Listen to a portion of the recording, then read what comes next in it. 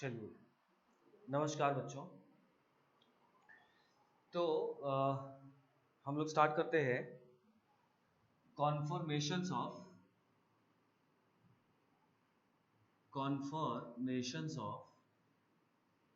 Cycloalkenes.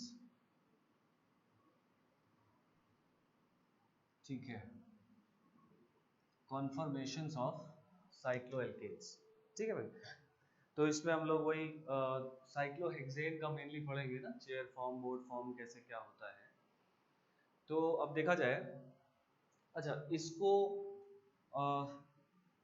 जानने से पहले इसमें कुछ चीजें कॉन्फॉर्मेशंस में जो आती है, जैसे स्ट्रेन्स वगैरह है ना, किसी एक पर्टिकुलर कॉन्फॉर्मेशन में कौन सा स्ट्रेन है कौन सा नहीं है, जो इवेंचुअली मॉलिक्यूल की या उस कॉन्फॉर्मेशन की स्टेबिलिटी को डिसाइड करता है। तो वो हम लोग पहले यहाँ पर एक बार फिर से समझ लें, है ना। तो यहाँ पर होता क्या है, अगर हम लोग बात करें टाइप्स ऑफ स्ट्रेन्स इन कॉन्फॉर्मेशंस, है ना, और इन्हीं स्ट्रेन्स की बदौलत कोई कॉन्फॉर्मेशन कम स्टेबल और कोई कॉन्फॉर्मेशन जो है ज़्यादा स्टेबल होता है। ठीक है। तो देखो, बेसिकली किसी भी कॉन्फॉर्मेशन में हम इन तीन टाइप के स्ट्रेन की बात करते हैं। एक होता है एंगल स्ट्रेन, ठीक है। एक होता है टॉर्जनल स्ट्रेन, ठीक है। और एक होता है स्टेरिक स्ट्रेन, बोलेंगे स्टेरिक स्ट्रेन, या हम लोग इसी को वॉन्डर वॉल स्ट्रेन भी बोलते हैं, वॉन्डर वॉल्स स्ट्रेन। ठीक है। तो बेसिकली इन तीन टाइप के स्ट्रेन से ही हम गिवन कॉन्फॉर्मेशंस का स्टेबिलिटी ऑर्डर डिसाइड करते हैं। तो एक एक करके इन तीनों के बारे में जान लिया जाए। तो आप सबसे पहले आप हेडिंग कर लो और लिखो एंगल स्ट्रेन। ठीक है, व्हाट इज एंगल स्ट्रेन। ठीक है, लिखिए। स्ट्रेन मतलब क्या? स्ट्रेन मतलब मॉलिक्यूल में एक तरह का, है ना, तनाव। ठीक है ना। तो ये स्ट्रेन्स जो है ये मॉलिक्यूल को डिस्टेबलाइज करता है ना, ये अच्छी बात नहीं है मॉलिक्यूल के लिए, इनमें से कोई भी स्ट्रेन, है ना। तो हम लोग उसको समझ रहे हैं ना। तो एंगल स्ट्रेन मॉलिक्यूल में कब आएगा? जब जो नॉर्मल हाइब्रिडाइज्ड वैल्यू है ना, हाइब्रिडाइज मान लो sp3 है, तो बॉन्ड एंगल कितना होना चाहिए? 109 डिग्री 28 मिनट होना चाहिए। ठीक है। लेकिन अगर किसी वजह से मॉलिक्यूल में उससे डिफरेंट एंगल बन रहा है ना, किसी किसी स्ट्रेन की वजह से, है ना, अगर वो मॉलिक्यूल में वो एंगल हाइब्रिडाइज्ड वैल्यू के एंगल को मैच नहीं कर रहा है, तो उस मॉलिक्यूल में हम लोग क्या बोलेंगे? एंगल स्ट्रेन होगा। बात समझ आई? बहुत सिंपल सी बात है। तो एंगल स्ट्रेन लिख लीजिए, any deviation from the normal hybridized value, any deviation from the normal hybridized value give rise to any deviation from the normal hybridized value in the angle, in the bond angle, give rise to angle strain, give rise to angle strain। ठीक है, simple सी बात है। जो बात हमने समझी वही बात हम लोग लिख रहे हैं। अच्छा, ओपन चेन मॉलिक्यूल में क्योंकि एंड्स जो है वो खुले हुए होते हैं, ठीक है, और मॉलिक्यूल कैसा भी शेप एक्वायर कर सकता है, घूम सकता है ना, अपने हिसाब से अपने को एडजस्ट कर सकता है। तो ओपन चेन मॉलिक्यूल में इन जनरल एंगल स्ट्रेन नहीं होता है। तो अगर कभी भी पूछे कि इस मॉलिक्यूल में या इस कॉन्फॉर्मेशन में कौन सा है, तो आप सबसे पहले आप ये देखोगे कि मॉलिक्यूल ओपन चेन है या क्लोज चेन है, मतलब रिंग है। तो अगर ओपन चेन है तो उसमें एंगल स्ट्रेन नहीं होगा, है ना, क्योंकि वो तो ओपन है, वो तो कैसे भी अपने आप को एडजस्ट कर सकता है। समझ गए बात? तो ये पॉइंट भी नीचे लिख लो कि open chain molecules do not have angle strain. Open chain molecules do not have angle strain. समझ गए बात? दूसरा होता है टॉर्जनल स्ट्रेन। ठीक है। तो अगर हम लोग याद करें, है ना, इसको हमें आपको ओपन चेन में थोड़ा सा ले जाना होगा।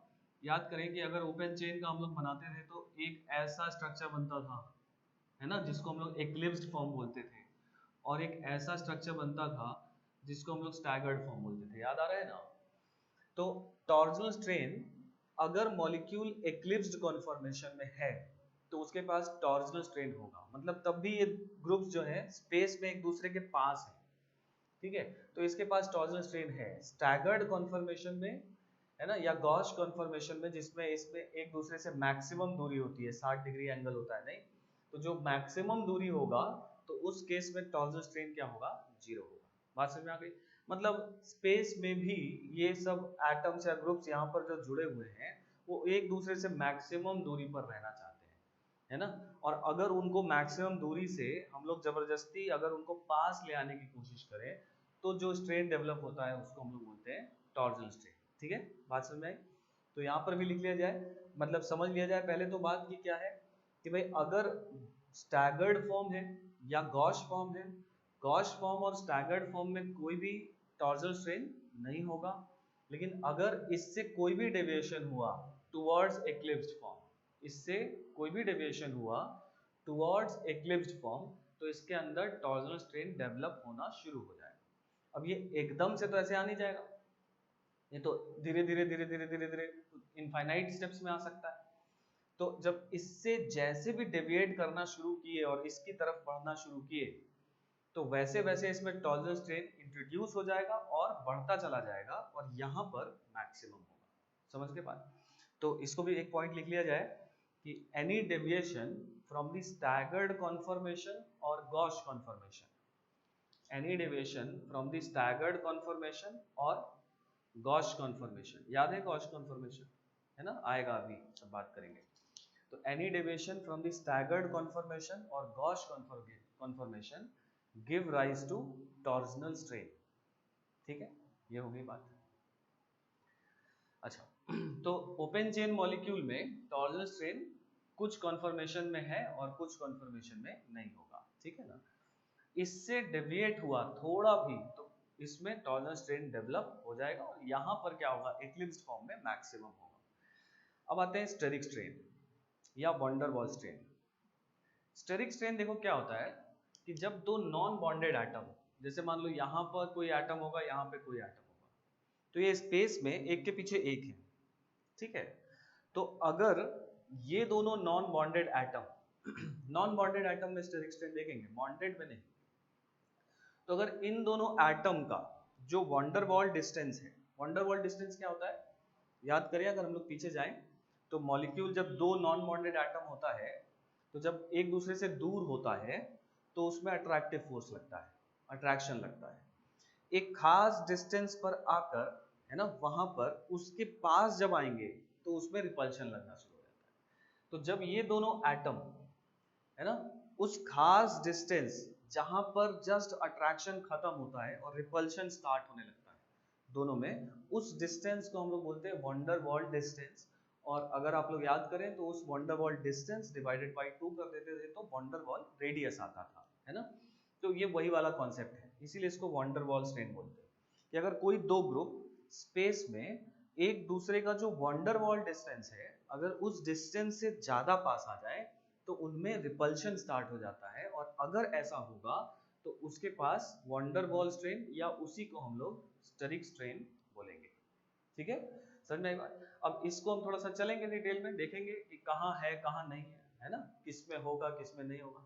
अगर ये दोनों एटम बहुत छोटे छोटे एटम होंगे, हाइड्रोजन होंगे, तो ये हाइड्रोजन एटम, अब सोचो कार्बन कार्बन से बॉन्ड बंधा हुआ है, फिर कार्बन कार्बन बॉन्ड तो बड़ा होगा, हाइड्रोजन हाइड्रोजन, फिर उससे भी दो बॉन्ड ऐसे निकला है, हम लोग बना दिए सीधा ना, बना दिए ऐसा सीधा, लेकिन वो तो 109 डिग्री है, तो वो तो थोड़ा आगे वाला थोड़ा आगे और पीछे वाला थोड़ा पीछे जा रहा होगा, तो इसकी जो दोनों हाइड्रोजन के बीच का डिस्टेंस है वो बहुत ज्यादा होगा क्या। तो इस वजह से यहाँ पर अगर ये दोनों छोटे छोटे एटम है तो यहाँ पर स्टेरिक स्ट्रेन नहीं होने वाला। बात समझ में आई मैं क्या कह रहा हूँ, मैं कह रहा हूँ कि भाई ये वाला कार्बन और ये वाला कार्बन, ये दोनों का कार्बन कार्बन बॉन्ड 1.54 एंगस्ट्रॉम है, आपको याद नहीं करना है ना, हम लोग का काम है, याद हो जाता है। तो ये दोनों कुछ डिस्टेंस पर है और कार्बन कार्बन बॉन्ड लेंथ जो होगा वो हाइड्रोजन हाइड्रोजन बॉन्ड लेंथ से तो बड़ा ही होगा। बोलो भाई, हाइड्रोजन हाइड्रोजन का जो बॉन्ड लेंथ होगा, तो ये दोनों पहले ही 1.54 पर हैं और उससे दो हाइड्रोजन एक दूसरे से और दूर जा रहे हैं, आगे वाला आगे आ रहा है, पीछे वाला पीछे जा रहा है। तो अब इन दोनों के बीच का जो डिस्टेंस है वो काफी ज्यादा हो गया। तो अगर ये दोनों एटम बहुत छोटे हैं तो यहाँ पर कोई भी रिपल्शन नहीं लगेगा। तो इसके पास अगर ये हाइड्रोजन है तो यहाँ पर स्टेरिक स्ट्रेन या वैन डेर वाल्स स्ट्रेन नहीं होगा। हाँ, लेकिन अगर ये एटम मान लो आयोडीन हो, बड़े बड़े एटम हो जाए, तो आयोडीन का साइज बहुत बड़ा होता है, तो अब वो हो सकता है कि उनका जो एक्चुअल जो वैन डेर वाल्स डिस्टेंस है जबरदस्ती उनसे पास में जुड़ा हो, है ना, वैन डेर वाल्स डिस्टेंस से पास में हो, तो तब यहाँ पर स्टेरिक स्ट्रेन हम लोग बोलेंगे। तो इसमें थोड़ा सा कहानी है, थोड़ा एक्सपीरियंस है, थोड़ा समझना होगा, दो चार एग्जाम्पल लेके चीजों को, है ना।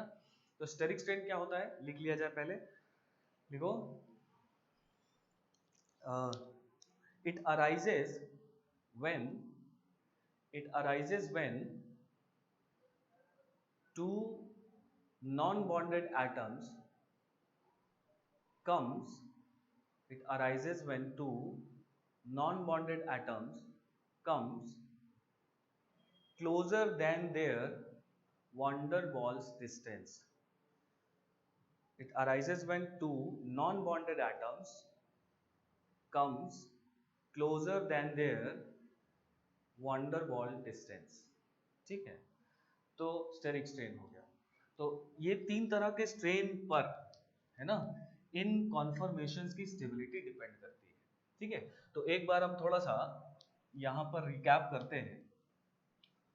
एन ब्यूटेन का कार्बन नंबर 2 और कार्बन नंबर 3, है ना, के बीच से, कार्बन नंबर 2 और 3 के बीच से हम लोगों ने कॉन्फॉर्मेशंस पढ़ा हुआ है, उसी को हम लोग एक बार दोबारा, है ना, यहाँ पर स्ट्रेन के पॉइंट ऑफ व्यू से फिर से समझ लेते हैं इसको समझने से पहले। ठीक है, तो देखो, आपने कुछ इस तरह के कॉन्फॉर्मेशंस वहां पर एन ब्यूटेन में देखे थे। एक ये देखा था, एक आपने देखा होगा ये वाला, बोलो भाई। फिर ये वाला कैसे बनेगा, इसको 180 डिग्री घुमाने। फिर एक ये वाला था जिसको हम लोग गॉस फॉर्म बोलते हैं, और एक हम लोगों ने ऐसा भी कॉन्फॉर्मेशन बनाया था, बोलो भाई। ठीक है, तो ये चार डिफरेंट टाइप के अपने पास कॉन्फॉर्मेशंस वहां पर थे। तो अब इनमें से कौन कम स्टेबल है और कौन ज्यादा स्टेबल है, this is only decided by these three types of strains, है ना। तो सब में बात कर लिया जाए कि किसमें कौन कौन सा स्ट्रेन है, क्योंकि देखो स्टेबिलिटी ऑर्डर तो इसमें आपको पता चल जाता है ना, वो दिखाई देता है, एक फील मिल जाती है कि हाँ ये दूर दूर है ना, ये सबसे ज्यादा स्टेबल है, फिर ये है, फिर वो होगा, फिर ये होगा, एक आइडिया मिल जाती है। लेकिन अगर थोड़ा डिटेल में पूछे कि यार this conformation has which type of strains, है ना, तो अब फिर हम लोग को ये बात फंसेंगे हम। ठीक है, तो इस बात को थोड़ा समझ लेना है, क्योंकि ये तीनों चारों ओपन चेन मॉलिक्यूल है, ओपन चेन कॉन्फर्मेशन है, तो चारों के पास जो एंगल स्ट्रेन है वो क्या होगा, जीरो होगा। तो इसके पास भी एंगल स्ट्रेन क्या है, जीरो है। टॉर्जनल स्ट्रेन के बारे में बताओ जरा, इसके पास टॉर्जनल स्ट्रेन होगा क्या, तो ये कौन सा कॉन्फर्मेशन है, फुल्ली एक्लिप्स्ड, याद आया, फुल्ली एक्लिप्स्ड। तो एक्लिप्स्ड है तो इसके पास टॉर्जनल स्ट्रेन मैक्सिमम होगा, बोलो तो जरा, बहुत ज्यादा होगा, समझ रहे हैं बात। अच्छा, अगर हम लोग यहाँ पर स्टेरिक स्ट्रेन की बात करें, तो स्टेरिक स्ट्रेन इसमें होगा कि नहीं, तो देखो ये दोनों तो हाइड्रोजन एटम में रिपल्शन नहीं होगा, ये दोनों भी हाइड्रोजन एटम में रिपल्शन नहीं होगा, लेकिन ये एक बड़ा ग्रुप है ना, CH3 CH3, हमने ये लिख दिया है CH3, लेकिन इसमें H से बॉन्ड तो होगा ही ना, तो ये एक बड़ा ग्रुप है। तो अब ये दोनों CH3 ग्रुप ऐसे जुड़े हुए हैं, तो इन CH3 ग्रुप का जो वैन डेर वाल्स डिस्टेंस है, वो वैन डेर वाल्स डिस्टेंस अभी ये जिस डिस्टेंस पर है उससे ज्यादा होता है। मतलब इन दोनों CH3 के बीच में स्टेरिक स्ट्रेन लग रहा है ना, और यहाँ पर काफी ज्यादा लग रहा है, क्योंकि स्पेस में ठीक एक दूसरे के पीछे है ना। अब ये बात आपको यहाँ से अब ध्यान रख लेनी है, अब ये बात आपको पता होनी चाहिए। ठीक है, इसको क्योंकि हम लोग डिस्टेंस तो स्केल डिस्टेंस तो लेकर बैठे नहीं है, तो ये आप जैसे मैं बताया कि भाई यहाँ पे मैक्सिमम है, तो आप इसको अब बिलीव करेंगे और इसको ध्यान रखेंगे और इससे फिर बाकी मॉलिक्यूल्स की तुलना करेंगे, समझ गए बात। तो इसके पास स्टेरिक स्ट्रेन क्या है, मैक्सिमम। इसकी बात करें तो इसके पास एंगल स्ट्रेन नहीं होगा, टॉर्जन स्ट्रेन नहीं होगा, स्टेरिक स्ट्रेन बोलो। अब ये मिथाइल और ये मिथाइल यही हो सकता है, हाइड्रोजन हाइड्रोजन में तो यहाँ नहीं हो रहा था, तो यहाँ पे तो पॉसिबल ही नहीं है, दूर हो गए ना, बात समझ में आ रही है। तो अब ये मिथाइल एक नीचे है और एक एकदम ऊपर है, तो डिस्टेंस क्या हो गई है, बहुत ज्यादा हो गई है, तो यहाँ पर स्टेरिक स्ट्रेन भी नहीं है। तो अपने आप दिखाई देने लग रहा है कि this is more stable and this is less stable, क्योंकि यहाँ पर दो टाइप का स्ट्रेन बहुत ज्यादा है।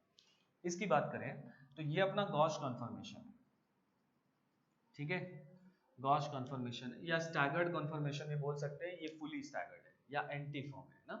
इसको भी हम लोग स्टैगर्ड, क्योंकि यहाँ पे मिथाइल है तो, क्योंकि ये भी गॉस फॉर्म है, या इसको हम लोग स्टैगर्ड भी बोल सकते हैं, इसको हम लोग फुली स्टैगर्ड बोलते हैं या एंटी फॉर्म बोलते हैं, ठीक है ना। तो ये गॉस फॉर्म है। तो अब यहाँ पर एंगल स्ट्रेन बोलो नहीं होगा, टॉर्जल स्ट्रेन बोलो नहीं होगा, क्योंकि ये गॉस है, और स्टैगर्ड, गॉस और स्टैगर्ड का जो ये एंगल है क्या होता है, सेम होता है ना। यहाँ भी जो एंगल है ये वाला, यहाँ भी वो एंगल है, तो इसमें भी टॉर्जन स्ट्रेन नहीं होगा। ये नहीं देखोगे कि सर मिथाइल मिथाइल से पास है, मिथाइल मिथाइल की वजह से स्टेरिक स्ट्रेन होने वाला है, टॉर्जन स्ट्रेन एक्लिप्स्ड में मैक्सिमम होगा और गॉस या स्टैगर्ड में जीरो होगा। तो यहाँ पर ये गॉस है तो इसलिए टॉर्जन स्ट्रेन क्या है, जीरो है ना। अच्छा, अब स्टेरिक स्ट्रेन की बात करें तो इसके पास स्टेरिक स्ट्रेन है लेकिन कम है, क्योंकि ये दोनों जो मिथाइल है ये अब थोड़ा दूर हो गए ना, एक आगे वाला मिथाइल ऐसे था, पीछे वाला मिथाइल ऐसे था, तो पीछे वाला थोड़ा ऐसे हो गया है, तो डिस्टेंस थोड़ी सी बढ़ी है, पहले कम थी अभी थोड़ी सी बढ़ी है, लेकिन इतनी नहीं बढ़ी है कि स्टेरिक स्ट्रेन एकदम खत्म हो जाए, समझ गए बात। इसमें बहुत ज्यादा बढ़ गई थी, तो यहाँ पर स्टेरिक स्ट्रेन होगा लेकिन कम होगा, तो अपने को दिखाई दे रहा है कि ये ज्यादा स्टेबल हो गया, ये कम स्टेबल हो गया, और ये और कम स्टेबल हो रहा है। इसकी बात करें तो इसके पास, इसको हम लोग बोलते हैं क्या, पार्शियली एक्लिप्स्ड है ना, याद आ रहा है, पार्शियली एक्लिप्स्ड। तो इसके पास एंगल स्ट्रेन नहीं होगा, इसके पास टॉर्जन स्ट्रेन होगा, बोलो भाई, क्योंकि ये एक्लिप्स्ड कॉन्फर्मेशन है, और एक्लिप्स्ड होगा तो टॉर्जन स्ट्रेन होगा, और इसके पास स्टेरिक स्ट्रेन ऑलमोस्ट न के बराबर होगा, क्योंकि मिथाइल और इसके पास है ना उससे हाइड्रोजन है, तो एक तो बड़ा ग्रुप है लेकिन दूसरा छोटा ग्रुप है, इस वजह से यहाँ पर स्टेरिक स्ट्रेन है ना बहुत कम है, समझ के बात। तो इसके आधार पर है ना किसमें कौन से टाइप का स्ट्रेन है, अब ये चीज आपको इस कॉन्फर्मेशन से ध्यान रखनी चाहिए, ठीक है। क्वेश्चन में कुछ भी बना के आ जाए, आप इस तरह से ध्यान रखोगे चीजों को कि देखो ऐसा है तो इसमें ये स्ट्रेन है। स्टेरिक स्ट्रेन से टॉर्जन स्ट्रेन का जो वेटेज है वो ज्यादा लेते हैं हम लोग, जहां टॉर्जन स्ट्रेन आ गया वो कम स्टेबल हो जाएगा, ठीक है। तो ये बात थोड़ी थोड़ी समझ में आ गई, तो ये अब आपको ध्यान देना चाहिए। तो उस हिसाब से अब अगर इसमें स्टेबिलिटी की बात करो तो सबसे ज्यादा स्टेबल ये हो जाएगा, फिर ये वाला हो जाएगा, फिर ये वाला होगा, और लास्ट में कौन सा हो जाएगा, ये वाला हो जाएगा, समझ में आया बात। तो इन्हीं स्ट्रेन्स की हम लोगों ने बात करनी थी, समझ में आया बात। अब हम लोग है ना इसको ध्यान में रखते हुए, क्योंकि इसमें भी इसका थोड़ा थोड़ा यूज आएगा, कौन सा स्ट्रेन है कौन सा नहीं है ना, बढ़ा जाए आगे। तो अब एक बार इसको बढ़िया से समझ लिया जाए, फिर उसके बाद आगे बढ़ा जाए।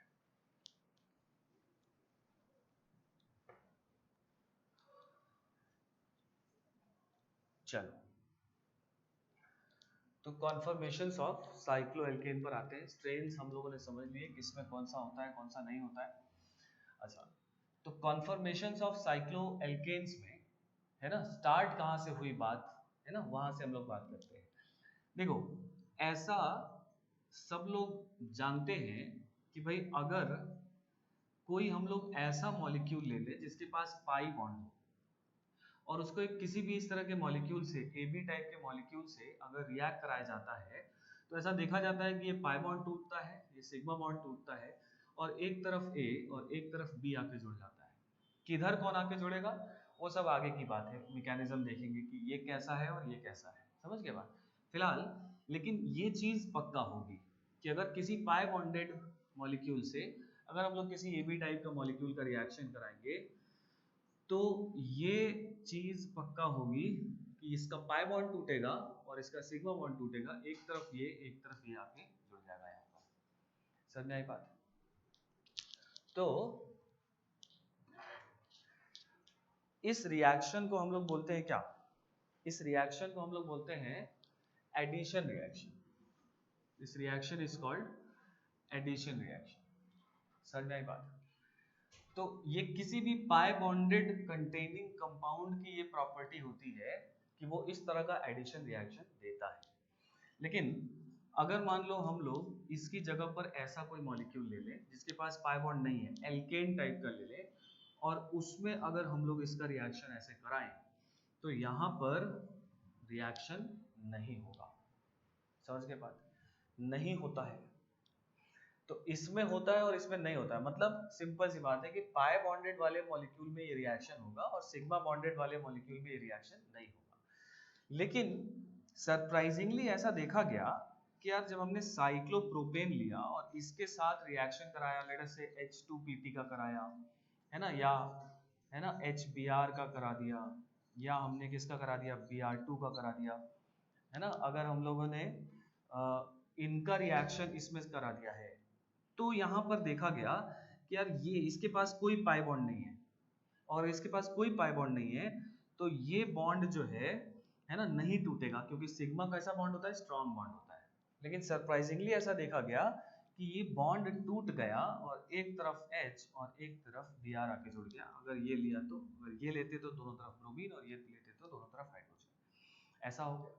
फिर भाई और भी रिएक्शन कराया गया, साइक्लोब्यूटेन लिया गया और इसका रिएक्शन HBr से करा दिया गया, तो यहाँ पर भी देखा गया कि ये वाला सिग्मा बॉन्ड टूट गया और यहाँ पर H आ गया, यहाँ पर कौन आ गया, ब्रोमीन आ गया।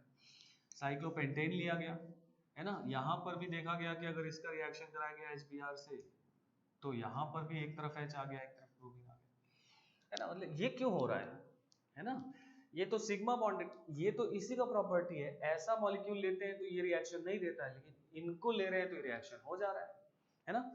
अच्छा, साथ ही साथ अगर हम लोग रेट की बात करें कि ये R1 है, लेट अस से ये R2 से रिएक्ट कर रहा है और ये R3 से रिएक्ट कर रहा है ना, तो यहाँ पर R1 जो है वो सबसे ज्यादा देखा गया, R2 देखा गया, फिर R3 देखा गया। मतलब सबसे तेजी से ये रिएक्ट किया और सबसे स्लोली ये रिएक्ट किया, या ये ऑलमोस्ट बहुत धीरे या न के बराबर रिएक्ट किया, ठीक है, लेकिन रिग्रेस कंडीशन में रिएक्ट कर गया। समझ के बात? तो इस बात का जवाब कि क्यों सिग्मा बॉन्डेड मॉलिक्यूल भी एडिशन रिएक्शन दे दिए, है ना, लोअर साइक्लो एल्केन्स जो है वो एडिशन रिएक्शन दे देते हैं, और ऐसा क्यों हो गया, इस बात का जवाब बेयर्स ने दिया अपने एक कॉन्सेप्ट से, जिसको उन्होंने बोला Baeyer's concept of angle strain. ठीक है, समझो, Baeyer's concept of angle strain, इसको लिख लीजिएगा, है ना। चलो,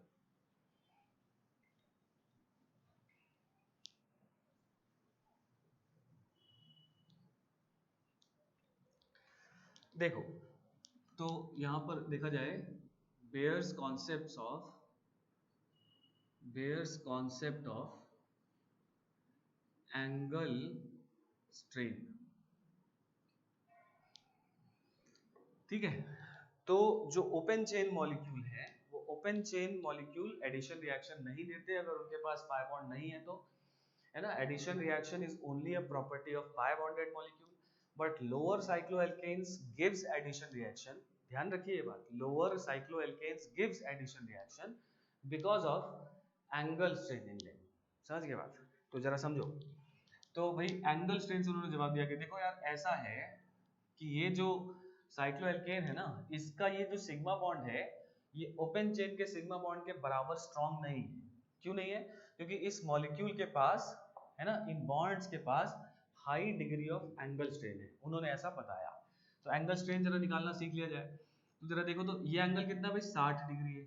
ये इसका, इस कार्बन का हाइब्रिडेशन बोलो मुझे, sp3 होता है। तो sp3 होता है तो इसके दोनों बॉन्ड का जो एंगल होना चाहिए वो कितना होना चाहिए, आपस में 109 डिग्री होना चाहिए। मतलब इस मॉलिक्यूल के इन दोनों बॉन्ड को हम लोगों ने जबरदस्ती पकड़ के क्या कर दिया है, कंप्रेस कर दिया है 60 डिग्री पर।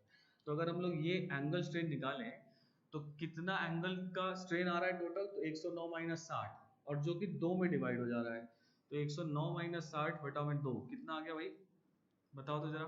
24.5 आ गया क्या? 24.5 डिग्री, है ना। उसी तरह से देखा गया कि भाई साइक्लोब्यूटेन की बात करें तो साइक्लोब्यूटेन में ये एंगल 90 होता है, तो इसमें एंगल स्ट्रेन कितना हो जाएगा, तो 109 माइनस 90/2 कितना आ गया ये, है ना 10.5।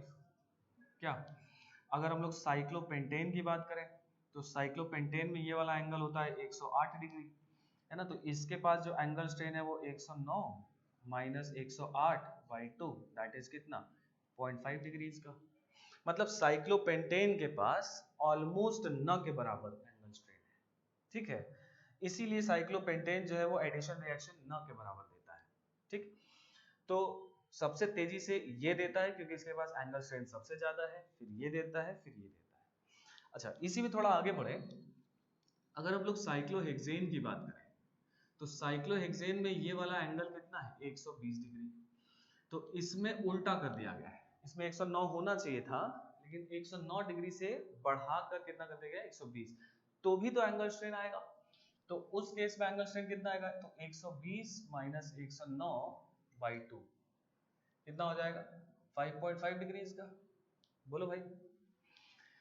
तो इसके पास भी एंगल स्ट्रेन है, तो इस बेयर्स के कॉन्सेप्ट ऑफ एंगल स्ट्रेन से अगर आपसे पूछा जाए कि भाई बताओ सबसे स्टेबल रिंग कौन सी हुई, तो हम लोग बोल देंगे तुरंत कि ये वाली, फिर ये वाली, फिर ये वाली, फिर ये वाली, ऐसा बोलेंगे, है ना। लेकिन बेयर्स का जो एंगल स्ट्रेन का कॉन्सेप्ट है ये गड़बड़ हो गया आगे चलते ही, यहां तक तो बात सही थी लेकिन जब इसको इंक्लूड कर लिया गया तो गड़बड़ हो गया। जो एक्सपेरिमेंटल या एक्चुअल स्टेबिलिटी की बात अगर हम लोग करें, एक्चुअल स्टेबिलिटी, तो एक्चुअल स्टेबिलिटी देखा गया कि सबसे ज्यादा साइक्लोहेक्सेन, फिर साइक्लोपेंटेन, फिर साइक्लोब्यूटेन और लास्ट में साइक्लोप्रोपेन, मतलब इधर से इधर जाने पर स्टेबिलिटी क्या हुई, है ना, बढ़ रही है।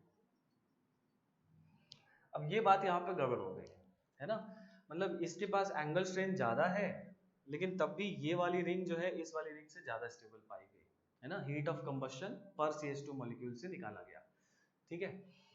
चलो, तो ये ज्यादा क्यों आ गया, है ना, साइक्लोपेंटेन ज्यादा होना चाहिए था।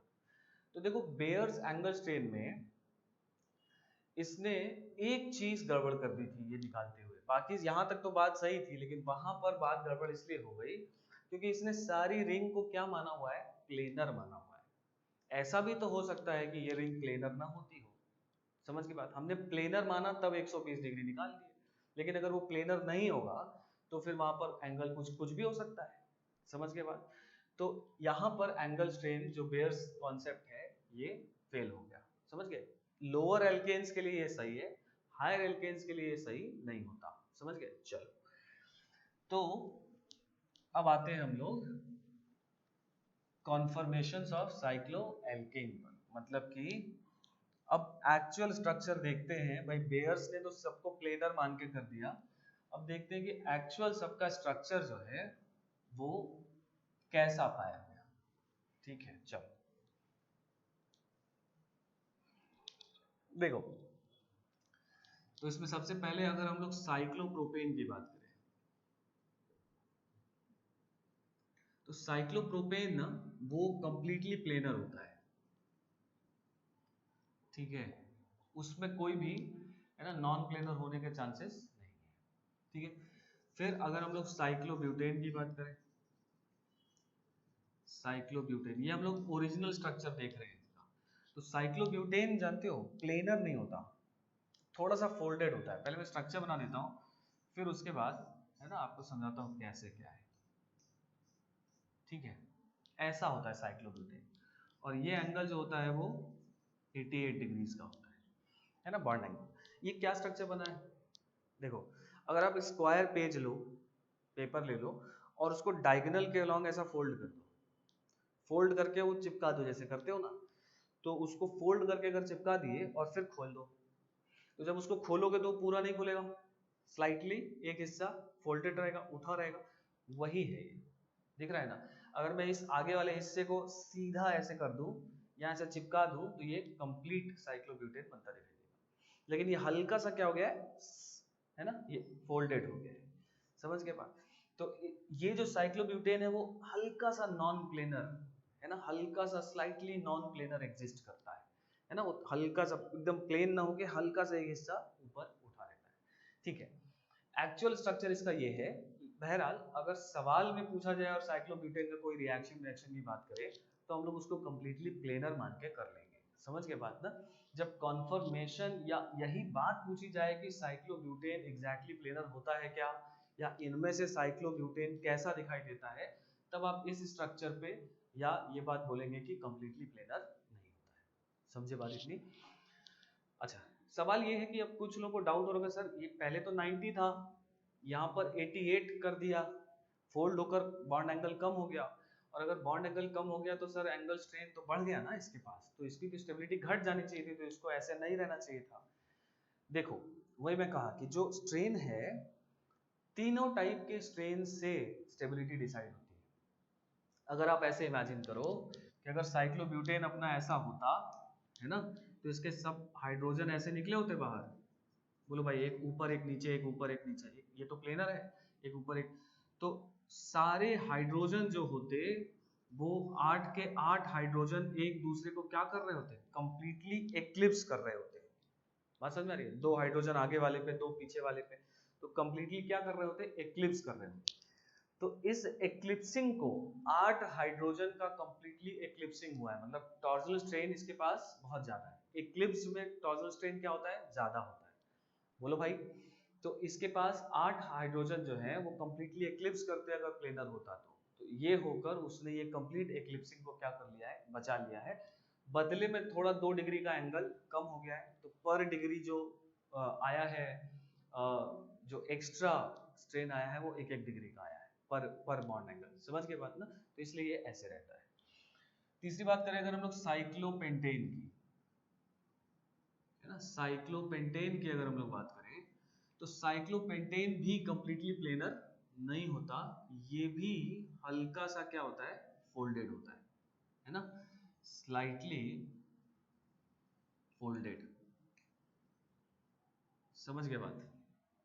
इसमें भी ऐसे ही है कि जो एक आला हिस्सा है वो हल्का सा ऊपर उठा रहता है, और रीजन भी वही है कि क्यों ये ऐसे रहता है, तो क्योंकि अगर ये कंप्लीट प्लेनर रहेगा तो जो 10 हाइड्रोजन है वो एक दूसरे को कंप्लीटली एक्लिप्स करेंगे, तो उसके पास टॉर्जनल स्ट्रेन बहुत ज्यादा हो जाएगा, तो उसको बचाने के लिए स्लाइटली फोल्ड हो जाता है, जिससे एक्लिप्सिंग जो है वो खत्म हो जाती है। सभी हाइड्रोजन अब एक दूसरे को कंप्लीटली एक्लिप्स नहीं करते, तो टॉर्जनल स्ट्रेन कम हो जाता है और ये मॉलिक्यूल स्टेबल हो जाता है। तो इनके जो कॉन्फर्मेशन है बस वो यही है ना, और इसमें हम लोग को बहुत ज्यादा नहीं पढ़ना है। पढ़ना किसको है, साइक्लोहेक्सेन, ठीक है ना। तो ये जस्ट एक आपको इन केस अगर ये इस पर क्वेश्चन है, इसमें बहुत ज्यादा कॉन्फर्मेशन पे क्वेश्चन नहीं आता, हाँ, लेकिन अगर डिटेल में जाके पूछ ले कोई तो हम लोग इसको जवाब दिया जा सकता है। आगे बढ़ा जाए, चलिए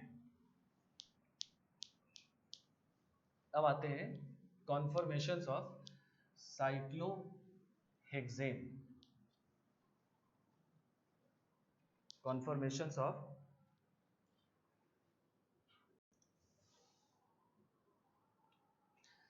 तो देखा जाए कॉन्फर्मेशंस ऑफ साइक्लोहेक्सेन, है ना, यही बेसिकली अपने को पढ़ना है डिटेल में। तो जरा समझ लिया जाए, देखो साइक्लोहेक्सेन जो है वो एक ऐसा स्ट्रक्चर होता है क्या, है ना। अच्छा, और मेनली इसका हम लोग को 2 तरह का कॉन्फर्मेशन ज्यादा पढ़ना है ना, और इन दोनों में भी अपने को इसका एक फॉर्म है चेयर कॉन्फर्मेशन, है ना, चेयर कॉन्फर्मेशन, ये ज्यादा डिटेल में पढ़ना है। सबसे ज्यादा स्टेबल इसका यही वाला होता है। और इसका दूसरा जो कॉन्फर्मेशन है उसको बोलते हैं हम लोग बोट कॉन्फर्मेशन, बोट कॉन्फर्मेशन, है ना। ये 2 टाइप का कॉन्फर्मेशन है, और ये दोनों कॉन्फर्मेशन है ना इसके मोस्ट स्टडीड है, जिसमें से सबसे ज्यादा इंपॉर्टेंट ये वाला है, ठीक है। इसके और भी कॉन्फर्मेशन होते हैं जिनकी बात हम लोग करेंगे, लेकिन पहले इन दोनों को समझ लिया जाए, ठीक है ना। तो इससे ये प्लेनर फॉर्म बना हुआ है, और ये साइक्लोहेक्सेन बेसिकली प्लेनर फॉर्म में नहीं रहता, है ना। ये कैसे रहता है, ये पकड़ रिंग स्ट्रक्चर में रहता है ना, पकड़ रिंग स्ट्रक्चर, अभी बात करेंगे उसकी। तो पकड़ रिंग स्ट्रक्चर मतलब क्या, टेढ़े मेढ़े रिंग स्ट्रक्चर्स, समझ गए। तो वो टेढ़े मेढ़े रिंग स्ट्रक्चर्स में एक क्या है, चेयर फॉर्म है, और एक है अपना बोट फॉर्म। ठीक है, कैसे ये दोनों फॉर्म बनते हैं थोड़ा बात कर ली जाए। बहुत सिंपल है, जैसे ये रेगुलर हेक्सागन है, एक अगर हम लोग एक्सिस ऐसा ले लें और एक एक्सिस अगर ऐसा ले लें, और एक हिस्से को है ना पीछे फोल्ड कर दें इस एक्सिस से, है ना, पीछे फोल्ड करके चिपका दो, और इस वाले हिस्से को आगे फोल्ड कर दो, है ना, इस एक्सिस से आगे फोल्ड करके ऐसे चिपका दो, समझ गए, और फिर खोल दो। तो खोल देने पर कैसा दिखाई देगा ये, देखो अगर उसको हम बनाने की कोशिश करें तो कुछ ऐसा दिखाई देगा क्या, देखो तो जरा, अगर ये वाला एक्सिस अपना ऐसा है, ये वाला एक्सिस अपना ऐसा है, इसको पहचानो जरा। हमने एक ट्रायंगल वाले हिस्से को पीछे फोल्ड कर दिया था और छोड़ दिया है तो ऐसा हो गया, और आगे वाले ट्रायंगल वाले हिस्से को ऐसे फोल्ड कर दिया, छोड़ दिया था तो ऐसा हो गया। तो ये ऐसा कुछ बना ना, देखो ये वाला हिस्सा ऐसे जा रहा है, ये फिर ये बीच का जो स्क्वायर है ये ऐसे आ रहा है, और फिर ये ऐसे जा रहा है। तो ये इसका चेयर कॉन्फॉर्मेशन दिखाई दिया, ऐसा ऐसा ऐसा। ठीक है, कैसा बन रहा है, ऐसा ऐसा ऐसा, ये इसका चेयर कॉन्फॉर्मेशन है, चेयर टाइप का दिखाई दे रहा है क्या, दिखाई तो खैर आराम कुर्सी टाइप का दिखाई दे रहा है ना, सोफा टाइप का दिखाई दे रहा है, लेकिन इसको चेयर फॉर्म हम लोग बोलते हैं, है ना, ऐसा ऐसा ऐसा। क्लियर बात। बोर्ड कॉन्फॉर्मेशन कैसे बनता है, अब ये जो हमने एक को पीछे और एक को आगे किया था, अब हम लोग क्या करें, दोनों एक्सिस से दोनों को एक तरफ फोल्ड कर दें और फिर खोल दें, तो देखो कुछ ऐसा दिखाई देगा क्या, ऐसा कुछ दिखाई देगा, एक एक्सिस ये है और एक एक्सिस ये दिखाई दे रहा है। अब ये दोनों ऊपर की तरफ है ना, अगर एक को पकड़ के नीचे कर दोगे तो ये बन जाएगा, दोनों को ऊपर कर दोगे तो बोट, तो ये बोट जैसा दिखाई दे रहा है। ठीक है, तो एक बोट फॉर्म होता है और एक होता है चेयर फॉर्म, जिसमें सबसे ज्यादा इंपॉर्टेंट कौन है, चेयर फॉर्म, है ना। कुछ केसेस में बोट फॉर्म में भी हम लोग जाएंगे, लेकिन मोस्ट ऑफ द केसेस में हम लोग चेयर फॉर्म की ही बात करेंगे। ठीक है ना। साइक्लोहेक्सेन के कई सारे कॉन्फॉर्मेशन होते हैं, 4 कॉन्फॉर्मेशन होते हैं, है ना, कई सारे क्या, तो 4 कॉन्फॉर्मेशंस में से 2 ये हैं जिसमें से सबसे ज्यादा स्टेबल, चारों में से सबसे ज्यादा स्टेबल कौन होता है, चेयर कॉन्फॉर्मेशन होता है। तो हम लोग सबसे पहले है ना चेयर फॉर्म को ही समझ लिया जाए, इतनी बात क्लियर हुई सबको, है ना, नोट कर लीजिए। चलो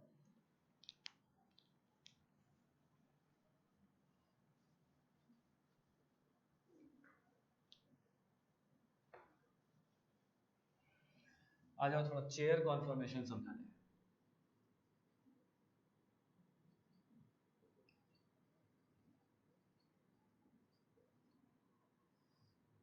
देखो चेयर कॉन्फॉर्मेशन ऐसे बनाना सीख लेंगे, 2 पैरेलल लाइन खींचेंगे, एक ऐसा बना देंगे और एक ऐसा बना देंगे, दिखाई दे रही है बात। तो इस चेयर कॉन्फॉर्मेशन में अगर हम लोग बात करें तो एक ये कार्बन, एक ये वाला कार्बन और एक ये वाला कार्बन, है ना, अगर इसको ऐसे जोड़ दें, है ना, दिखाई दे रहा है। तो ये तीनों कार्बन जो है ये ऊपर की तरफ है ना, देखो ऐसे गया तो ये दोनों ऊपर है, फिर ये नीचे आया और फिर ये ऊपर गया, तो ये कार्बन ये कार्बन ये कार्बन ये ऊपर है, और ये वाला कार्बन ये वाला कार्बन और ये वाला कार्बन ये प्लेन के नीचे है ना। तो अगर हम लोग बनाए तो इस तरह से जो रिप्रेजेंट किया गया है उसको हम लोग यहाँ पर बोलते हैं क्या, अप कार्बन, और इस तरह सर्कल से जो रिप्रेजेंट किया गया है इस तरह के कार्बन को हम लोग बोलते हैं क्या, डाउन कार्बन। समझ गए। तो ऐसा ऐसा ऐसा, तो इसमें दो, जब ऊपर गए तो यहाँ वाले दोनों ये अप कार्बन, फिर ये नीचे तो यहाँ वाले दोनों डाउन कार्बन, फिर ये ट्राइंगल ऊपर गया है ना, ट्राइंगल ऊपर जा रहा है तो ऊपर वाला फिर अप कार्बन। समझ में आ गई बात। और इधर से जो ट्राइंगल आ रहा था उसमें जो सबसे नीचे वाला है वो वाला क्या हो जाएगा, है ना, डाउन कार्बन। इतनी बात आई समझ में। तो ये स्ट्रक्चर ऐसा है, और इस तरह के स्ट्रक्चर को हम लोग बोलते हैं पकर्ड रिंग स्ट्रक्चर, है ना, पकर्ड रिंग स्ट्रक्चर, PUCK, है ना, ERED, पकर्ड रिंग स्ट्रक्चर। समझ गए बात, मतलब टेढ़ा मेढ़ा। अच्छा, अच्छा इसमें कुछ बातें होती है ना किताबों में, अगर आप पढ़ेंगे तो बहुत सारी बातें कि देखो ये लाइन इस लाइन के पैरेलल है, ये वाली लाइन जो है वो इस लाइन के पैरेलल है, ये वाली लाइन जो है वो इस लाइन के पैरेलल है, लेकिन ये सब कुछ याद करने की जरूरत नहीं है। अब हम लोग बातें चाहे जितनी भी पढ़ा लें, है ना, लेकिन उससे कोई मतलब नहीं है कि कौन किसके पैरेलल क्या है ना। इसका हम लोग को मेन बात जो है वो समझना है। जैसे देखो हर कार्बन पे 2 हाइड्रोजन भी होंगे, एक हाइड्रोजन ये होगा, एक हाइड्रोजन ऐसे होगा, है ना। ये रिंग देखो ऐसा जा रहा है, ऐसा रिंग जा रहा है, और ये वाला कार्बन sp3 है। तो अगर ऐसा रिंग जा रहा है ऐसा, तो एक हाइड्रोजन है ना, इससे, इस कार्बन से, इस वाले बॉन्ड से और इस वाले बॉन्ड से जो रिंग ट्रायंगल बन रहा है, उस ट्रायंगल से कितना बॉन्ड एंगल बनाना चाहिए, 109 डिग्री, नहीं? तो ये 109 डिग्री यहाँ से बना के ऐसा ऊपर है, और इससे फिर 109 डिग्री एक क्या होना चाहिए, नीचे होना चाहिए।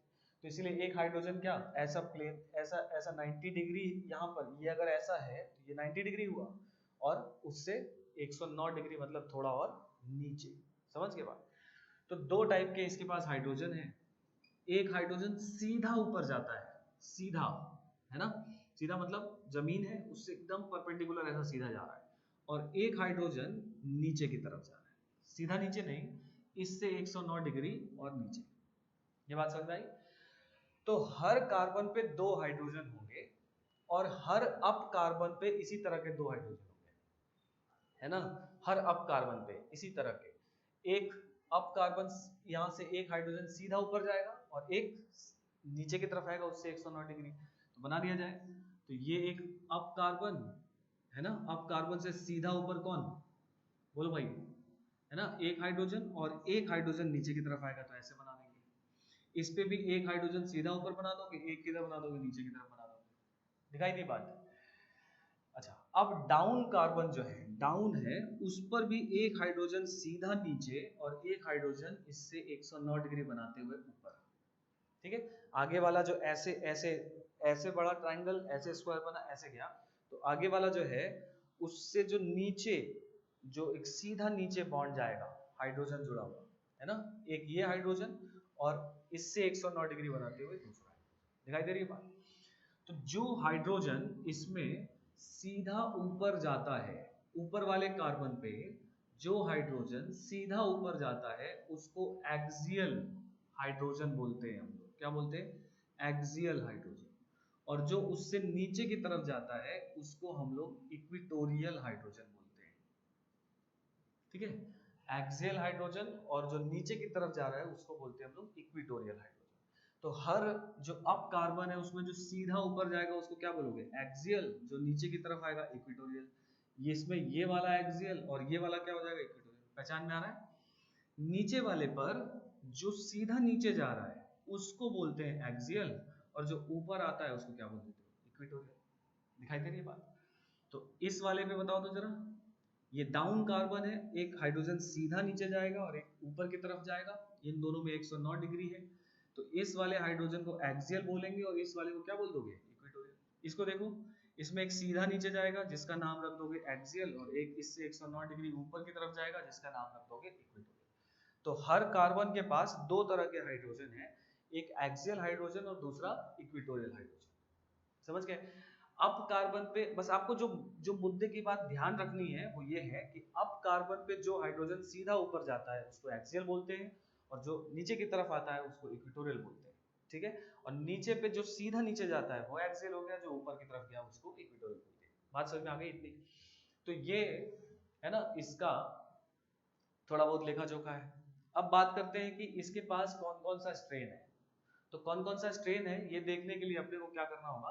इसका न्यूमैन कन्फर्मेशन बनाना होगा। तो अगर चेयर फॉर्म का हम लोग न्यूमैन कन्फर्मेशन बनाए, है ना, न्यूमैन कन्फर्मेशन बनाए, तो देखो चलो थोड़ा सा इसको कैसे देखते हैं, क्या करते हैं ना, ये 1 कार्बन बोल दिए, ये 2 हो गया, ये 3 हो गया, ये 4 हो गया, ये 5 हो गया, ये 6 हो गया, है ना, 6 कार्बन है। अब इस चेयर कन्फर्मेशन को हम इधर से देख रहे हैं, है ना, इन चार, जो जो मैं पेन रख रहा हूं, 2 3 5 6, इन चार के प्लेन से ऐसे देख रहे हैं। ठीक है, तो ये दोनों आगे वाले कार्बन हो जाएंगे और ये दोनों पीछे वाले कार्बन हो जाएंगे। ठीक है, चलो बनाते हैं। तो मैंने इसको ऐसा कुछ बनाया। ठीक है, अब देखो तो ये वाला कार्बन कौन सा है? आगे वाला, ये 3 है क्या? और ये वाला कौन सा है भाई? 5 है आगे वाला। 3 के ठीक पीछे ये वाला कौन सा है? 2 है। और 5 के ठीक पीछे वाला कौन है? 6 है। ठीक है, अब 3 और 5 से एक बॉन्ड नीचे आके 4 से होते हुए 5 पे जुड़ा है, तो 3 और 5 को ऐसे 4 से जोड़ते हुए बना सकते हैं, बोलो भाई। और बाकी बचा हुआ जो हाइड्रोजन होगा ये अपना 120 120 120 डिग्री पे जैसा न्यूमन बनाते हैं वैसा बना देंगे। इतना क्वेश्चन हो गया। 6 और 2 से एक ऊपर से कार्बन जोड़ के 2 से ऐसे जुड़ा हुआ है ना, देखो तो 6 ये वाला है, 6 और 2 को ऐसे जोड़े हैं, और ये वाले कार्बन की संख्या क्या रख दी हम लोग, 1 रख दी है। अब इस पे एक बॉन्ड इधर है तो एक यहाँ होगा, एक यहाँ होगा। इस पे भी कौन कौन जुड़े हुए हैं, हाइड्रोजन जुड़े हुए हैं। इस पे भी कौन कौन जुड़ा हुआ है, हाइड्रोजन जुड़ा हुआ है। इतनी बात आई समझ में, देखो ध्यान से, है ना। हम लोग क्या किए हैं, इसको इस ये जो बीच का स्क्वायर है, इसके इस स्क्वायर प्लेन से हम लोग इसको देख रहे हैं, तो ये ऐसा अपने को नीचे दिखाई दे रहा है और यहाँ से पीछे ऊपर की तरफ दिखाई देगा, ऐसे कुछ दिखाई देगा। बात समझ में आई? तो जरा बताओ तो। अच्छा, इसके पास एंगल स्ट्रेन 0 होता है, ठीक है, एंगल स्ट्रेन इसके पास एकदम न के बराबर होता है। तो इसीलिए तो ये पकड़ स्ट्रक्चर अपनाया, इसीलिए तो चेयर फॉर्म में आया। अगर यहाँ पर भी इसके पास एंगल स्ट्रेन होगा तो फिर फायदा ही क्या होगा, बात समझ में आ गई ना। तो इसके पास एंगल स्ट्रेन 0 है। इसके पास टॉर्सनल स्ट्रेन बताऊं मुझे। अब देखो टॉर्सनल स्ट्रेन कैसे देखते हो, ये कौन सा कॉन्फॉर्मेशन है, पहचानो जरा। इस कार्बन का कॉन्फॉर्मेशन कौन सा है, देखो तो, ये एक दूसरे से 60 डिग्री, ये 60 डिग्री, ये 60 डिग्री, 60 डिग्री, 60 डिग्री। यहाँ पर ये CH2 है, यहाँ पर भी ये CH2 है। अब इस वाले से कंपेयर करो, साइक्लो जो ब्यूटेन में बनाए थे हम लोग, याद आ रहा है कुछ। तो एक यहाँ पर है ना, पीछे वाले में लेटर से यहाँ पर है और एक यहाँ पर है, दिखाई दे रहा है आपको। ऐसा इससे कंपेयर करो, क्योंकि ये CH2 ग्रुप है और ये CH2 ग्रुप है, और साइक्लो जो ब्यूटेन था उसमें ये CH3 ग्रुप और ये CH3 ग्रुप होता था। और ये दोनों कितने डिग्री पर है, 60 डिग्री पर है। ये दोनों भी कितने डिग्री पर है, 60 डिग्री पर है। तो जो स्ट्रेन इसके पास होगा वही स्ट्रेन इसके पास होगा। ये गॉस फॉर्म है, तो ये भी कौन सा फॉर्म है, गॉस फॉर्म है। इस कार्बन पे भी ये गॉस फॉर्म है, इस कार्बन पे भी ये गॉस फॉर्म है। देखो ध्यान से, दिखाई दिया सबको, है ना। ये एक कार्बन है और एक सर्कल कार्बन है। इस कार्बन से एक ये बॉन्ड है, एक ये बॉन्ड है, इन दोनों के बीच में 60 डिग्री है। दो मिथाइल या दो बल्की ग्रुप के बीच में अगर 60 डिग्री होता है तो उसको गॉस फॉर्म बोलते हैं। और तो ये अपना फॉर्म गॉस फॉर्म। बोलो भाई। तो इसके पास टॉर्जनल स्ट्रेन भी 0 होगा मेरे हिसाब से, क्योंकि इसके पास टॉर्जनल स्ट्रेन 0 होता है। बोलो, पहचान गए ना। तो टॉर्जनल स्ट्रेन 0 है। स्टेरिक स्ट्रेन इसके पास होता है लेकिन कम होता है, याद आ रहा है। इसके पास स्टेरिक स्ट्रेन होता है ना, क्योंकि ये दोनों मिथाइल स्पेस में दूर तो गए हैं लेकिन उतना दूर नहीं गए। बोलो भाई। तो इन दोनों के पास, है ना, टॉर्जनल स्ट्रेन है, सॉरी स्टेरिक स्ट्रेन है थोड़ा सा, तो यहाँ पर भी थोड़ा सा स्टेरिक स्ट्रेन होगा। ये हो गया अपना, है ना, चेयर कॉन्फॉर्मेशन। तो चेयर कॉन्फॉर्मेशन की जो इंपॉर्टेंट बातें, कि चेयर कॉन्फॉर्मेशन एक नॉन प्लेनर स्ट्रक्चर है ना। नॉन प्लेनर स्ट्रक्चर होते हुए, है ना, उसके पास 3 अप कार्बन होते हैं और 3 डाउन कार्बन होते हैं। हर कार्बन पे 2 हाइड्रोजन होगा ही, और अप कार्बन पे जो 2 हाइड्रोजन होगा, जो सीधा ऊपर जाता है वो एक्सियल है, और जो नीचे उससे आता है वो इक्वेटोरियल है। नीचे वाले पर जो सीधा नीचे जाता है वो एक्सियल है, और जो उससे ऊपर आता है वो इक्वेटोरियल है। आप कहीं कहीं पढ़ेंगे तो आपको दिखेगा कि देखो ये वाला भी, है ना, इस वाले के पैरेलल होगा, है ना। एक्सियल के पैरेलल कोई नहीं है, लेकिन ये इसके पैरेलल होगा, ये इसके पैरेलल होगा। वो सब कहानी है, और वो दिखाई भी दे रहा है अपने को। लेकिन जो मेन बात है, आप एक्सियल और इक्वेटोरियल पहचान में आना चाहिए, कि कौन सा एक्सियल बॉन्ड हुआ और कौन सा इक्वेटोरियल बॉन्ड हुआ। ये आपको पहचान में आना चाहिए, ठीक है। इसको पहचानने में कोई दिक्कत नहीं होनी चाहिए। नहीं, इस पे हम लोग और भी स्ट्रक्चर्स बनाएंगे इसका, और भी आगे बात समझ में होगी। बढ़ा जाए आगे। अब जरा हम लोग ये बना लिया चेयर का।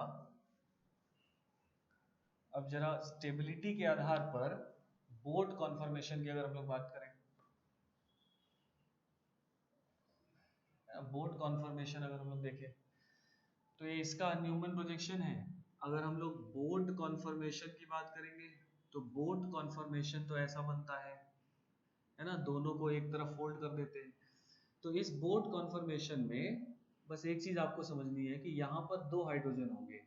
एक हाइड्रोजन इधर, है ना, और एक हाइड्रोजन इससे 109 डिग्री इधर, और इस पर एक हाइड्रोजन इधर, और एक इससे 109 डिग्री इधर। समझे बात। तो यहाँ पर इस बोट कॉन्फॉर्मेशन में इन दोनों हाइड्रोजन्स के बीच का जो डिस्टेंस है, ये 1.83 एंगस्ट्रॉम है ना। और 1.83 एंगस्ट्रॉम, और जबकि जो हाइड्रोजन का जो वंडर वॉल रेडियस होता है, वंडर वॉल रेडियस वो होता है 2.4 एंगस्ट्रॉम। ये आपको याद नहीं करना है ना, जस्ट दिमाग में रख लेंगे, है ना, कि ये डिस्टेंस जो है वो पास है, इनके वॉन्डरवॉल डिस्टेंस से। तो अगर ये डिस्टेंस पास है इनके वॉन्डरवॉल डिस्टेंस से, तो यहाँ पर क्या होगा, स्टेरिक स्ट्रेन होगा। समझ रहे हैं बात? तो इसके पास high degree of steric strain होता है, ठीक है। तो थोड़ा सा और अगर हम लोग न्यूमन वाले से कंपेयर करें, तो इसका भी अगर हम लोग न्यूमन प्रोजेक्शन बनाएं तो और बातें थोड़ी सी क्लियर होगी, है ना। तो इसका न्यूमन प्रोजेक्शन, लेट्स से इसको नंबरिंग कर दीजिए, 1, ये 2, ये 3, ये 4, ये 5, ये 6, है ना। तो अगर इसको हम लोग इधर साइड से देखें, इन दोनों, इन चारों, है ना, के प्लेन से देखें, तो 3 वाला 2 को इक्लिप्स कर रहा है, 5 वाला 6 को इक्लिप्स कर रहा है। तो अगर हम लोग 2 कार्बन अगर ऐसा बना दें यहाँ पर, है ना, तो ये वाला आगे वाला इधर वाला 3 हो गया, उसके पीछे वाला 2 हो गया, ये वाला 5 हो गया, उसके पीछे वाला 6 हो गया। तो 3 से 4 जुड़ के 5 से जुड़ा हुआ है ना, तो 3 से 5, है ना। अच्छा, वो है ऊपर, लेकिन हम लोग बनाते हैं, कन्वेंशन है, नीचे बना देते हैं, ठीक है। तो बाकी 2 हाइड्रोजन किधर है, ऐसा ऐसा बन जाएगा,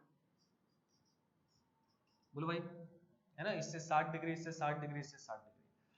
पीछे वाले जो हाइड्रोजन है, इससे भी कौन जुड़ा हुआ है, 1 जुड़ा हुआ है सेम डायरेक्शन में। तो ये वाला 1 हो गया, और ये वाला कौन सा हो गया, 4 हो गया। और इसके भी जो 2 हाइड्रोजन होंगे वो कौन से हो जाएंगे, देखो, एक ये हाइड्रोजन और एक यहाँ हाइड्रोजन। इसके भी 2 हाइड्रोजन जो हो जाएंगे, एक यहाँ हाइड्रोजन और एक यहाँ हाइड्रोजन, ऐसा हो जाएगा कुछ, है ना। तो जो बोट कॉन्फर्मेशन है उसका जो न्यूमन प्रोजेक्शन है ये है। अब जरा पता किया जाए, इसके पास भी एंगल स्ट्रेन नहीं होता, क्योंकि तभी ये इस फॉर्म में एग्जिस्ट करता है ना, पकड़ रिंग स्ट्रक्चर बनाता है। टॉर्सनल स्ट्रेन इसके पास होगा क्या, टॉर्सनल स्ट्रेन कब होता है, any deviation from staggered conformation. तो ये कौन सा कॉन्फर्मेशन है, इक्लिप्स्ड है क्या, ये इक्लिप्स्ड कॉन्फर्मेशन है, दिखाई दे रहा है, H के पीछे H, H के पीछे H, यहाँ CH2 के पीछे ठीक CH2। तो टॉर्सनल स्ट्रेन इसके पास बहुत ज्यादा होने वाला है, क्योंकि ये तो इक्लिप्स्ड है। और स्टेरिक स्ट्रेन भी इसके पास होगा, बोलो भाई। और स्टेरिक स्ट्रेन पूछा जाए इसमें क्यों होगा, तो आप बोलोगे कि इन दोनों हाइड्रोजन के बीच का जो रिपल्शन है, उस रिपल्शन की वजह से, है ना। इन दोनों हाइड्रोजन के बीच का जो रिपल्शन है, इस रिपल्शन के बीच का, और इस रिपल्शन को हम लोग एक स्पेशल नाम देते हैं, इसको हम लोग बोलते हैं क्या, फ्लैगपोल, है ना, फ्लैगपोल रिपल्शन, इसको हम लोग बोलते हैं फ्लैगपोल रिपल्शन, ठीक है। फ्लैगपोल रिपल्शन क्या, ये ऐसा बोट का फ्लैगपोल नहीं दिखाई दे रहा है ना, बोट पर अगर झंडा गाड़ दें कोई, तो वही ये 2 हाइड्रोजन उसके फ्लैग पोल है, और जिनके बीच में क्या हो रहा है, रिपल्शन हो रहा है, तो उसी नाम से यहाँ पर इसका नाम रख दिया गया, फ्लैगपोल रिपल्शन। तो अगर कोई पूछेगी जो साइक्लोब्यूटेन का, साइक्लोहेक्सेन का जो बोट कॉन्फर्मेशन है, उसमें स्टेरिक स्ट्रेन की मेन वजह क्या है, तो आप क्या बोलोगे, फ्लैगपोल रिपल्शन, है ना, 1,4 फ्लैगपोल रिपल्शन, एक 1 कार्बन पे और एक 4th कार्बन पे 1,4 फ्लैगपोल रिपल्शन। बढ़ा जाए आगे, चलिए। तो इस वजह से क्लियरली दिखाई दे रहा है कि chair form is more stable than boat form, because boat form has torsional strain as well as steric strain, है ना। चलिए,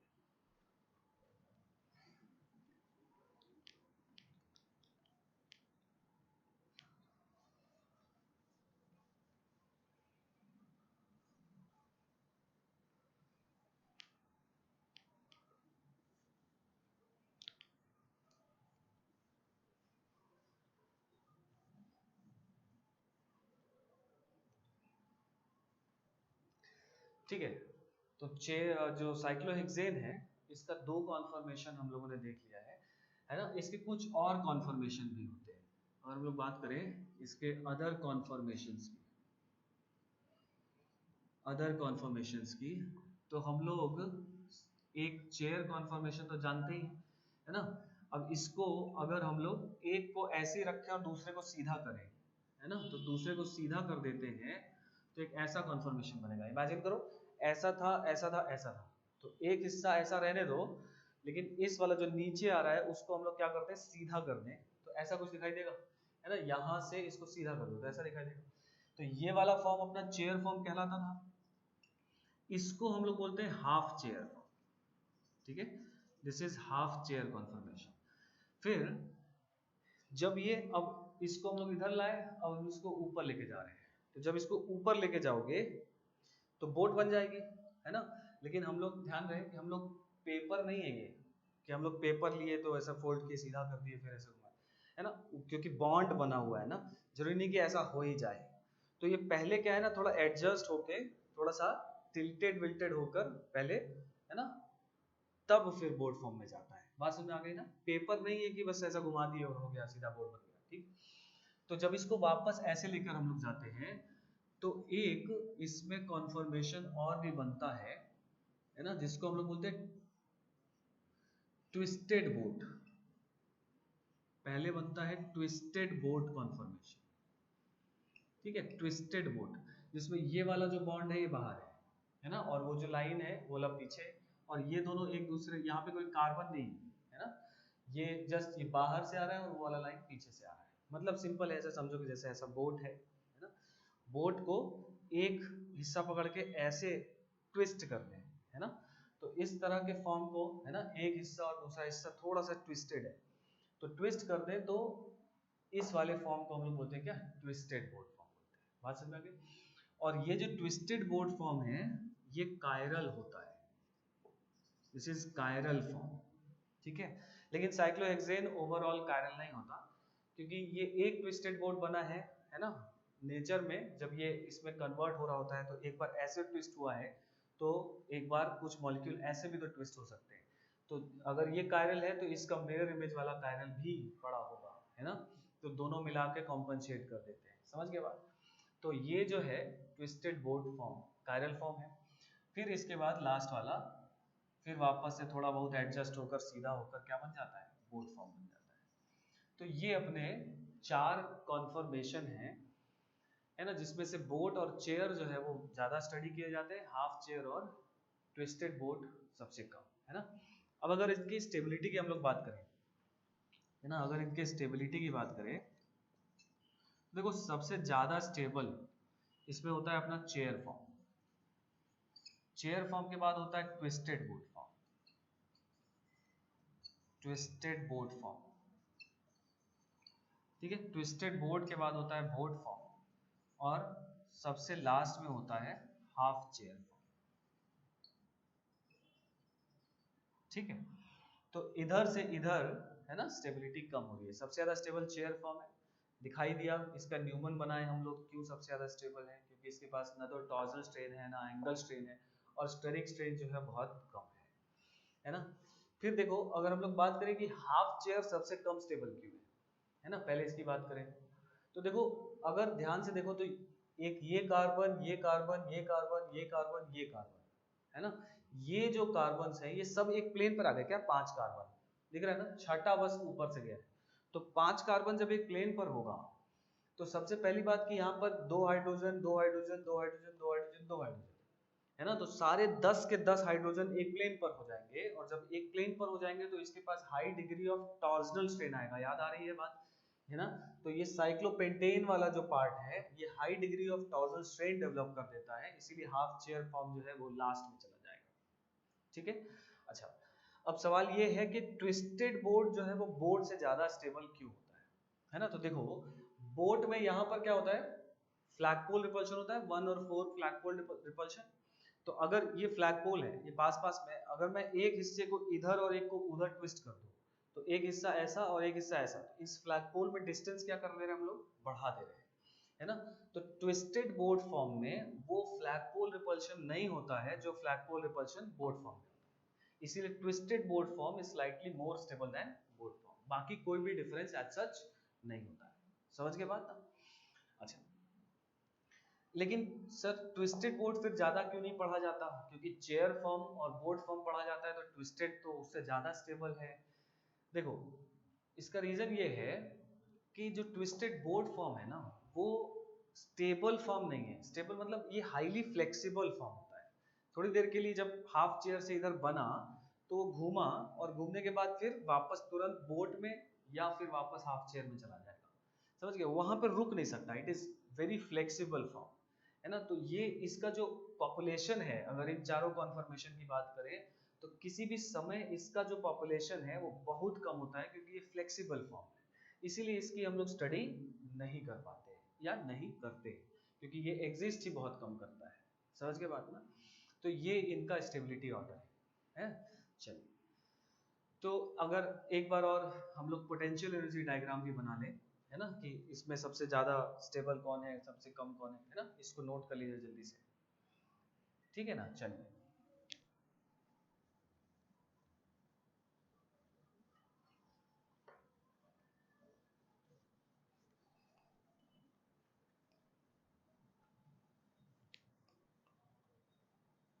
देखो,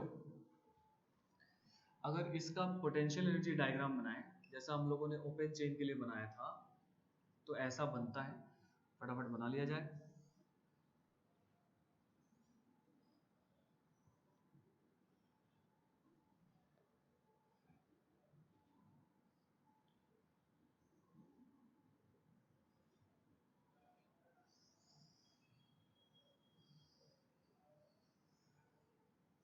ठीक है, ऐसे रफ सा बनाया है, बहुत इंपॉर्टेंट नहीं है।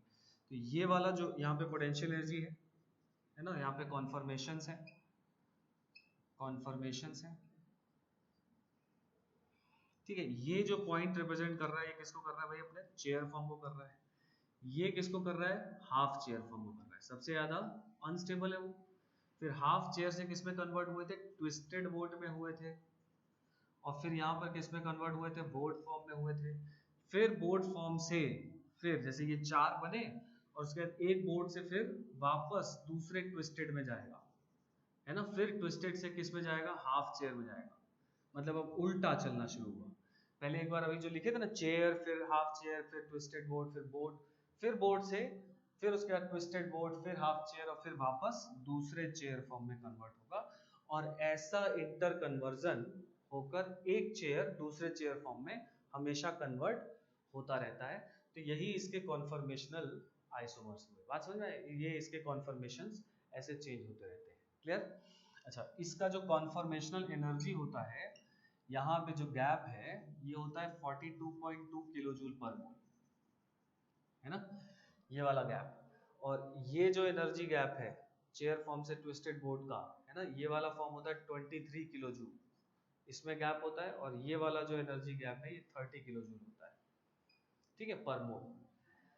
तो ये अपना कॉन्फॉर्मेशनल, है ना, पोटेंशियल एनर्जी डायग्राम है।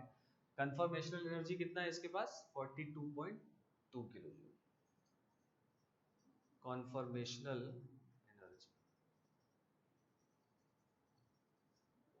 चलिए भाई, आज के लिए इतना ही, है ना। इसके आगे हम लोग नेक्स्ट क्लास में करेंगे।